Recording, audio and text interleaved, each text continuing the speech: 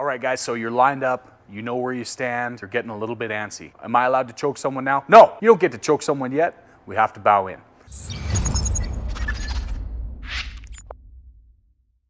Hey guys, thanks for checking out the video today. So you're interested or considering doing Brazilian Jiu-Jitsu, but you might be a little bit nervous about trying something new. That's fine. Most of the people that try a first class are quite nervous because it's something new and it's martial arts, so that can be quite intimidating. So we're going to be going through 5 of the most common things to expect when trying your first jiu-jitsu class.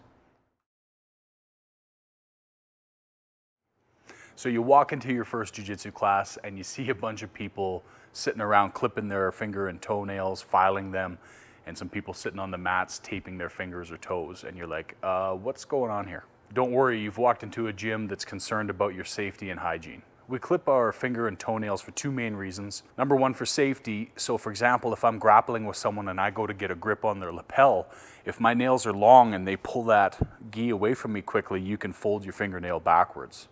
Another thing is that when your fingernails are sharp, if you don't file them just a little bit, you can get cuts or put cuts on your partner's skin all the time, which is a hazard for infection. So why do they tape their fingers together or their toes together? Well, we can be taping for a couple of reasons actually.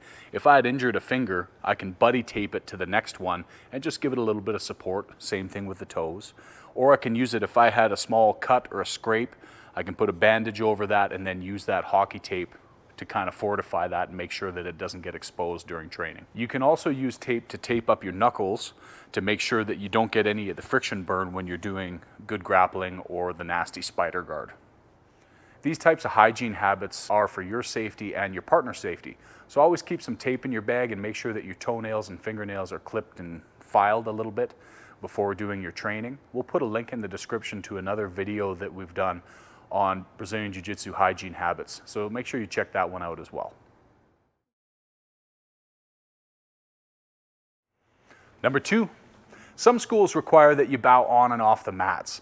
Now this is something that used to be done in respect to lineage or honoring the school. Just simply before you go into the training area, what it is you do a small salutation before you enter the matted area, or after that, you turn and face the mats and you do a small salutation before you exit the area. Not every school, but we want you guys to know that some schools do practice this. So if you see other students doing that, now you know what it's all about. Tip number 3. So class is about to start and you notice everybody lining up. Now some schools will line up in order of rank left to right or right to left. So what I always do, because I don't want to look like the weird black belt when I'm visiting other schools, is I kind of wait to see which side the higher ranked students line up on, if it's the right side or the left side. Now, if you're a brand new white belt, you'll be at the very start of the line on either the left or the right side. Like I say, just take notice of how people are lining up. But if you're, say, a 2nd, 3rd, 4th stripe, whatever you are, whatever rank you are, and there's another person with the exact same rank, then usually what happens is the person with the same rank that's been at that gym the longest will stand ahead of that person even though they're both the same rank. That's not done everywhere, but that's how most schools will teach their students to line up if they have the same rank. All right guys, tip number 4. So you're lined up, you know where you stand, you're getting a little bit antsy. Am I allowed to choke someone now? No, you don't get to choke someone yet. We have to bow in. Just so you guys know, like the other tips, it's not done at every school, but some schools, when they bow in, they'll say os or osu. Some places will even say jiu-jitsu or even the name of the instructor as they bow in. So why do we bow in? What's the purpose of that? Well, essentially it's a sign of respect from student to instructor and instructor to student. I really respect the fact that people show up and line up and get ready for class at a certain time. Life is busy. It's hard to be here at a certain time and practice. So when people show up, they're obviously saying, hey, the instructor has something to teach me. And that to me is quite honoring. So the idea that I'm saluting students or students are saluting me or I'm saluting another instructor, I do that as a sign of respect. All right guys, here's a quick bonus tip before we get into tip number 5. So when the instructor's teaching a technique, if you can see it or you need to move to see it, make sure that you do that. Also, at the end of any kind of a demonstration of a technique, usually an instructor will ask if anyone has any questions. make sure that you ask. If you have any questions or any doubts about the technique or where something goes because you couldn't quite see it or don't understand it, if you don't ask, you're not going to know, and that can end up developing some bad habits in your ground game.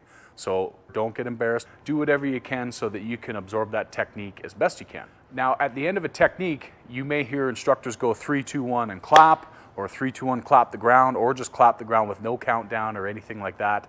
That's kind of like breaking the huddle, so to speak. So it's a ritual that some schools do just to kind of get everyone on board. It's kind of a funny story that I had heard from another instructor that one of their guys was just kind of lightly dozing off in class. So they all went 3, 2, 1 and smacked the ground and yelled at the same time. And it woke that person up promptly, and he was right into jiu-jitsu fight mode. Anyways, I guess the point that I'm trying to get at with this whole bonus tip is sometimes people clap at the end of the technique, sometimes they slap the ground, sometimes they even say os while they're doing that. There's endless little micro variations of that ritual that I've seen, just so you know what to expect, so you're not like, why did everyone just hit the floor? What did the floor do to them? Now you're in the know. So you've made it. It's at the end of your very first jiu-jitsu class, and you did all of the jiu-jitsu-y things, and you're alive. Congratulations. We just want to give you the last and final tip to try and help you know what to expect at the end of class. We line up the same way that we did at the start of class. You guys do your bow out. You may clap in celebration.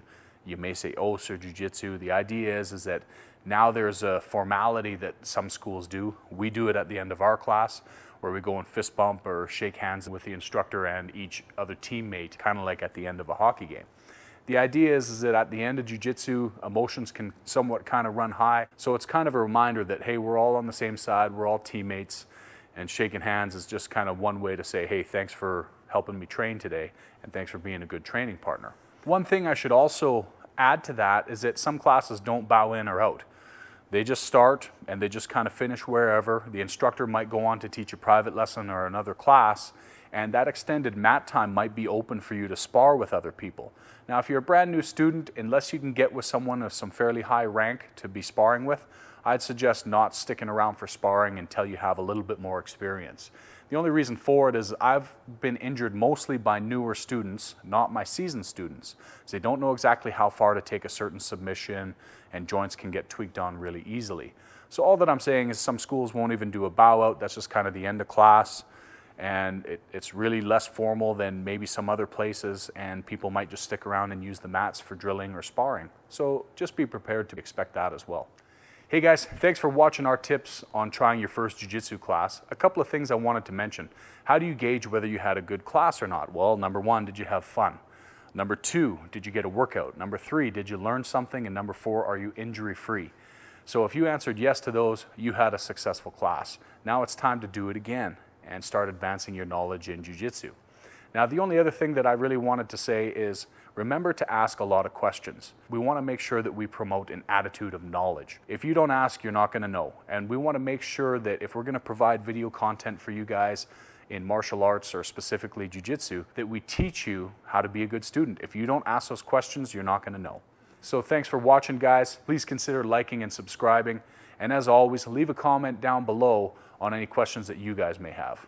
We'll see you in the next video.